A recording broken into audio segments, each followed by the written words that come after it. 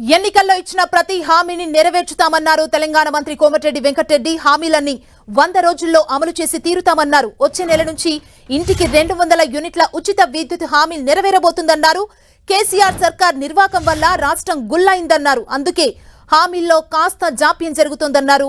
నిరుద్యోగ భృతి మొదలుకొని డబుల్ బెడ్రూమ్ల వరకు అన్ని హామీలను బీఆర్ఎస్ నేతలు విస్మరించారన్నారు. కాళేశ్వరంతో పాటు అన్ని అక్రమాలపై విచారణ కొనసాగుతుందని, మాజీ మంత్రి జగదీష్ రెడ్డి జైలుకు పోవడం ఖాయమన్నారు. 2 మాసాల లోపే గ్యాస్ సిలిండర్ కానీ ఫ్రీ కరెంట్ యూనిట్లు కానీ ఇవన్నీ కూడా ఇవ్వబోతున్నాం. ముఖ్యమైనది ఏంటంటే మేము 100 రోజుల్లోపే కాదు 2 రోజుల్లోనే చేసినాం. ఇవన్నీ కూడా వారం రోజులు చేస్తుండే. కానీ మా కర్మ గవర్నమెంట్ వచ్చిన మొదటి క్యాబినెట్లో ప్రభాకర్ రావు అనే 82 ఏళ్ల ముసలా యంగ్ యువకుని పెట్టుకొని 70,000 కోట్ల రూపాయల నష్టాల బారుపడి యాదాద్రి భద్రాద్రి ఛత్తీస్గఢ్ కరెంట్లో కొనుగోలులో ప్లాంట్ నిర్మాణంలో నామినేషన్ బేసిస్ మీద 70,000 కోట్లు నష్టాలు పరిచిన ఆ పెద్ద మనిషి మీటింగ్ ముఖ్యమంత్రి గారు పిలిస్తే కూడా రాకుండా తప్పిపోయాడు. ఏడ దాచుకున్న పోలీసు వాళ్ళు వయసును చూడరు. 9 ఏళ్ళైనా అరెస్ట్ చేసి జైలు వేస్తారు.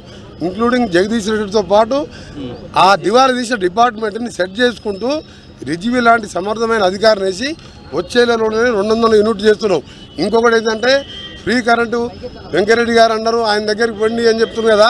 నేను ఒకటే చెప్తున్నా, 30 లక్షల మంది యువకులకు 3,116 అన్నావు, 3,000 అంటే 30 లక్షల మంది యువకులు ఆ రోజు మీరు రెచ్చగొట్టుండే మీ ఫామ్ హౌస్లు ఇండ్లు అన్నీ కూడా బద్దలు కొట్టేవాళ్ళు.